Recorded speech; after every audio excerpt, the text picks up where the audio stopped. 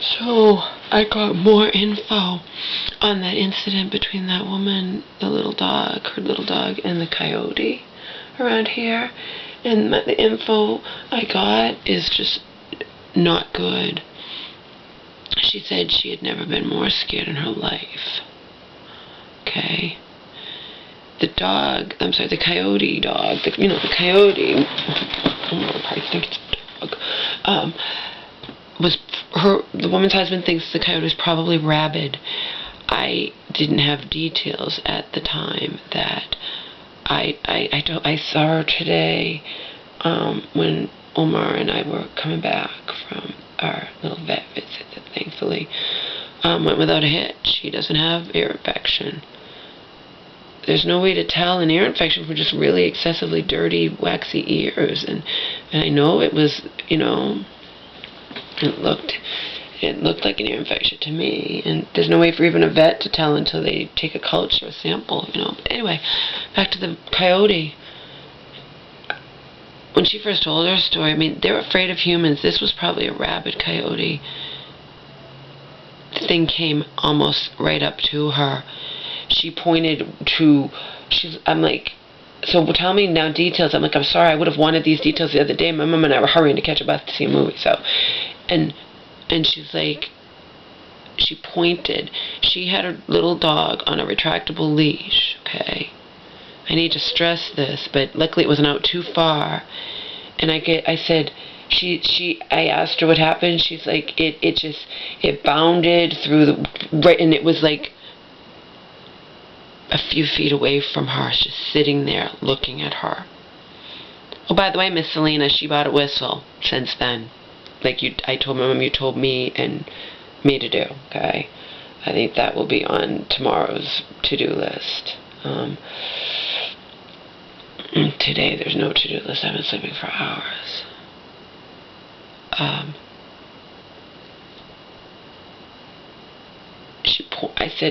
I said, okay, how close to you was the thing?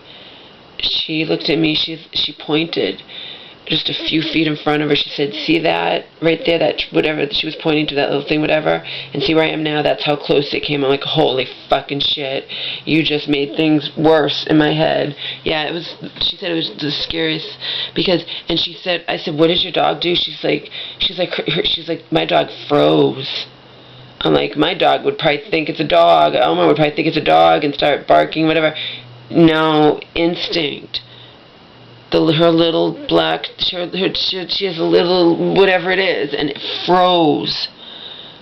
It just didn't even move. She was terrified, because think how quickly. Selena thinks it happened to Jessica Simpson's dog or somebody's dog, that it kind of just snatched it from right in front of her without even her, before she could blink, That's scary. This dog, this coyote, came within like a few feet from this woman, and even when I said, what did you do? She's like, I quickly retracted, the dog. I said, good thing the dog wasn't out too far. I told her my story about asshole Donald. We had Omar. We had him on a retractable leash when we first had him, and Donald abused that. He'd have the dog 16 feet out in front of him. He wasn't paying attention to what Omar was doing. Donald would walk Omar with his Walkman in his ears and be listening not to music. He'd be listening to probably, what did he listen to? Maybe he was listening to Alex Jones. I don't know what he was, tapes or whatnot.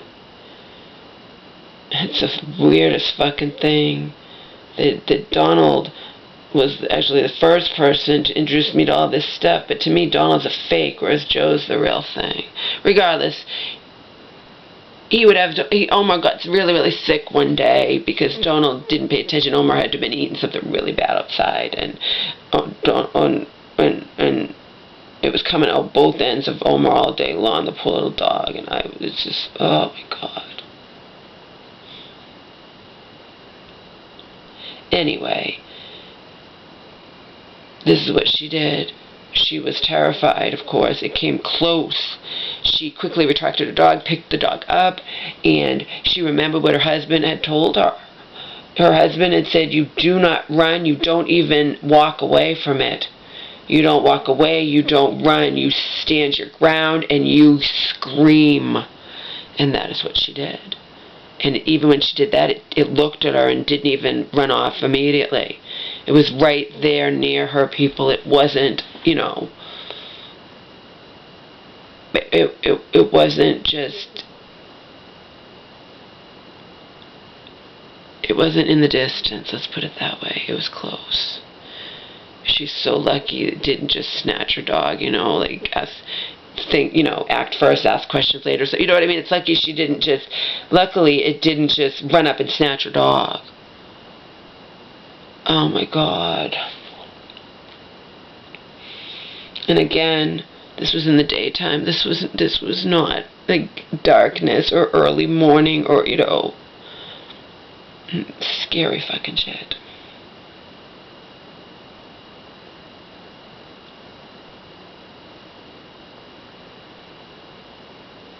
She bought a whistle. I don't know where the fuck I'm gonna get a whistle. But yeah, she bought a whistle, Selena. My woman Selena knows what she's talking about. Just like we wound up, we survived all the blizzards and whatnot, and then I told you about that day we lost our electricity for hours, and it wasn't even like winter or a storm or anything. It was just one of those fluke things, and we hadn't even taken in Selena's advice, or we didn't even know where our flashlight was. She had recommended in the very beginning, they never did, to buy flameless candles. No, we didn't have that. We were unprepared for this, but we survived it, you know. No.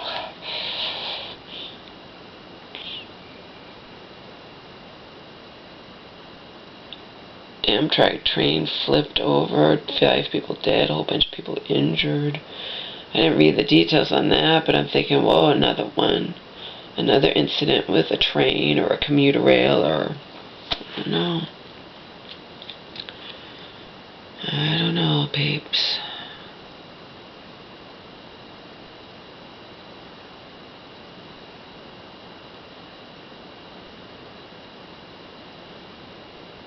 Yeah, that's scary shit. I told her how I know of at least one person who ties her, and she's like, I would never do that, tying the dog in the backyard. I'm like, yeah, the dog's a sitting dog. Yep. This is someone who hasn't lived here that long. I don't even know if she was living. I mean, she never saw the note hanging up about the warning about the pack of coyotes. But this was a lone coyote, probably rabbit. Isn't the thing with rabbit is a wild animal isn't afraid of humans when it normally would be or something? Is like friendly. I mean, bad.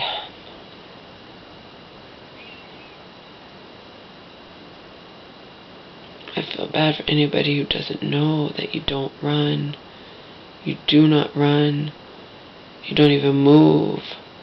You don't even walk away from the thing. You stand your ground, you stare at it, and you yell. I was also told you yell, you wave your hands, you do whatever.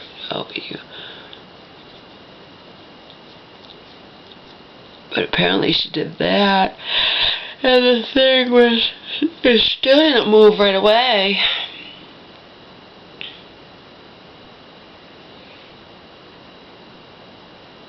They don't want us. They see our little dogs as tasty morsels, as snacks.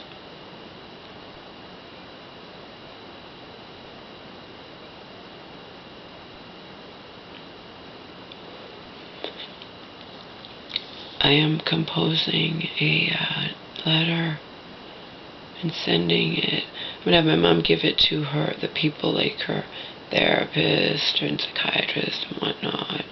And I'm going to also give it to Auntie.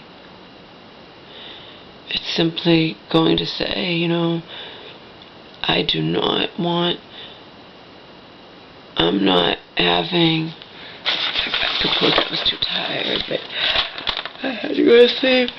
It's simply going to say this, something along the lines. I'm going to type it up and make it better, but I'm not having anybody either within my family or outside my family accuse me of forcing, cajoling, tricking, guilting, any and all of the above you. It's to my mom. You into wasting your money, in quotations, on a non-court appointed attorney when you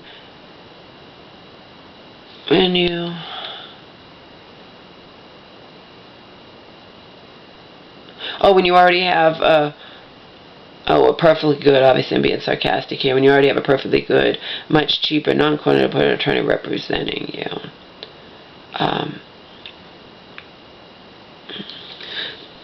Because remember I said my mom promised me if things went sour this last time, that was it. She promised me.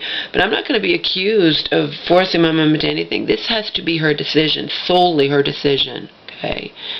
And I wash my hands of it. If that's what she decides, then I have to accept that. But it has to be her decision. She needs to weigh the pros and cons and make the decision, because it will cost her a lot more money. But I told you how Joe and I feel.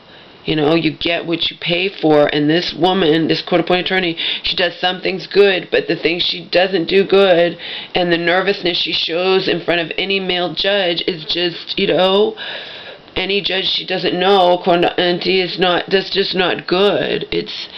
I believe she'll be eaten alive at any kind of trial, okay? I 100% believe that, from what I've seen in just stupid little hearings,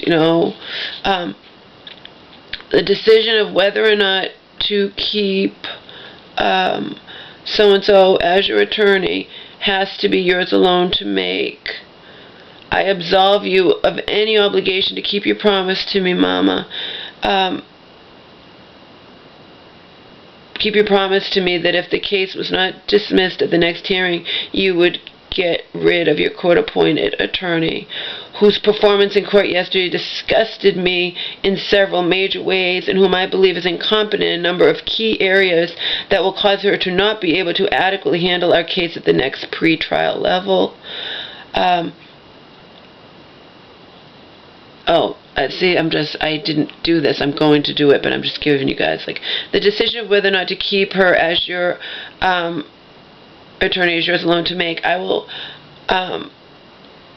something like, I wash my hands of all of this, if that's what you decide. But if you do want my help, I will help you locate a non-court appointed attorney to represent our case, if you so desire. Like I said, it's what I want to do. Because I'm not going to be,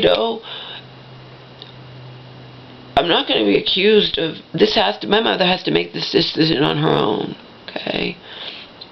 I'm not going to have them accuse anybody in my family, outside my family, not accusing me of wasting my mother's money, And I'm not going to have anyone think that I'm forcing my mom, or you promised me to. No, it has to be her, and I have to accept whatever she decides.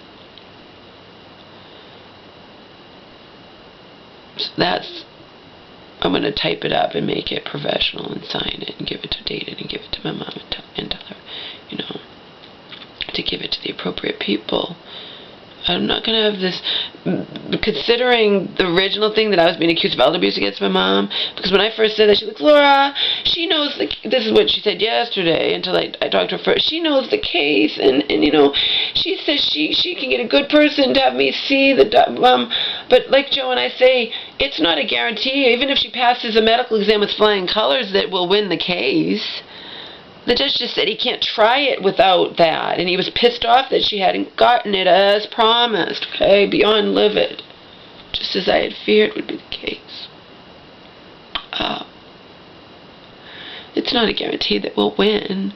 They are not backing down from this. They're not backing down, and things went as badly yesterday as I had feared they would go. They would, whatever. That's number one. To my therapist, I'm going to say, I'm going to say the same thing, things went as badly as I had feared.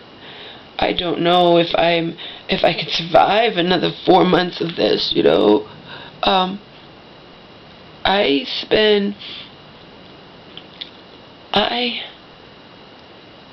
extend an obscene amount of my energy daily, just struggling, battling my own mind, struggling to not completely break,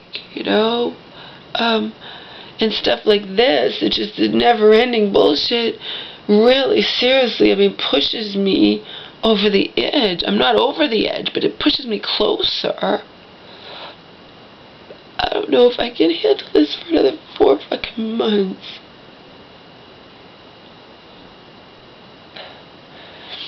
I'm gonna say that to her. I'm also gonna say, she told me I could call her, That was nice of her. She knew we were going to court, and she said I could call her, if I can't wait just when I see her again. I'm also gonna say, I'll say kind of like, I don't think she or anyone can actually help me, but I appreciate the fact that I have the opportunity to at least, talk to someone as nice as her, even if I don't feel she can actually help me,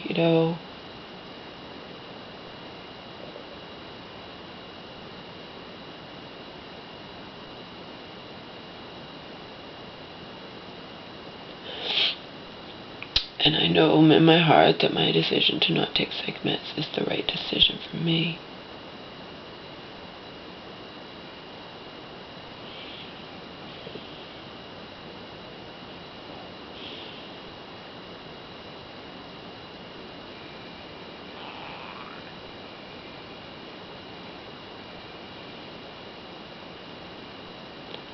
There's actually no diagnostic test available.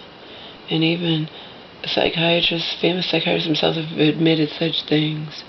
There's no diagnostic test to determine, one mental illness in quotations from another. It's all a pseudoscience, it's trial and error, and they can't measure it.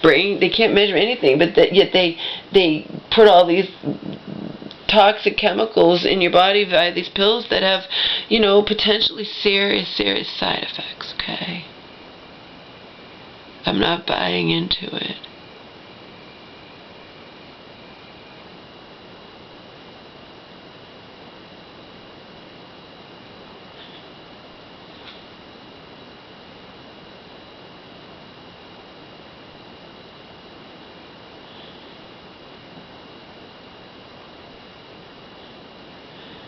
Many mental illness is completely, dramatically different from physical illness, You can do a test.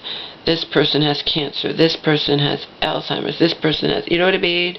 This person has celiac disease. This person has diabetes. Mental illness is not. They cannot measure your brain and but yet they put the chemicals in the brain. They can't measure your brain to determine, this person has, and that's what opponents to any form of psychiatric medication, like Peter Bregan and John Rappaport, just to name a couple, will stress to the high heavens, okay? I told you, even the Christian woman, she's reading Peter Bregan's book, Toxic Psychiatry, and she said, you gotta read it, Laura, you'll be vindicated. Oh, joy, I'll be vindicated. I'll be more depressed than ever. Because while I have the 100% choice to never put a single psychiatric medication, ingest a single psychiatric medication, my mother, my beloved to me mother, does not have that choice, okay?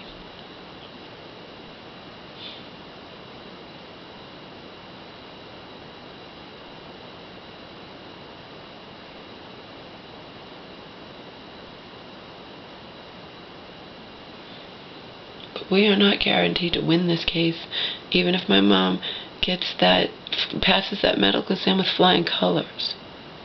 The judge certainly didn't say, you pass the medical exam, I'll that's fine. He said, if you had done what you were supposed to do, I might have dismissed the case.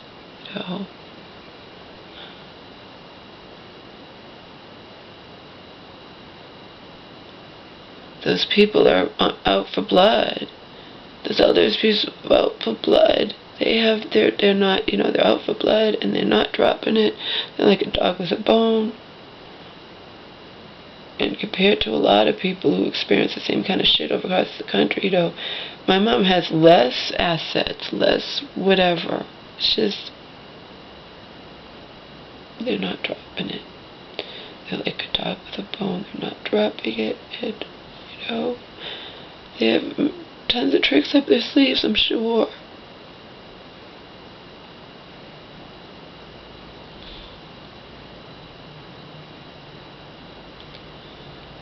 Until better things, not better, but just not, not depressing. Because my mom and I went to movies a couple times. And went, oh, she's home, but this house is getting kind of dirty. I need to clean it, really. And that's just because my mom and I have been busy doing other things, but yeah, we need to clean it. I need to clean my room again. And my mom's home, so she left for a while while I was sleeping, but she's home. And I'm gonna go and talk to her and catch you guys later. I don't have Omar with me. This stuff all over my bed. I just slept here with it all over my bed. I was exhausted. I had chosen to not go to bed. I'd only slept for less than an hour, maybe an hour or something, and before I had to get up and, Omar and beds and whatnot.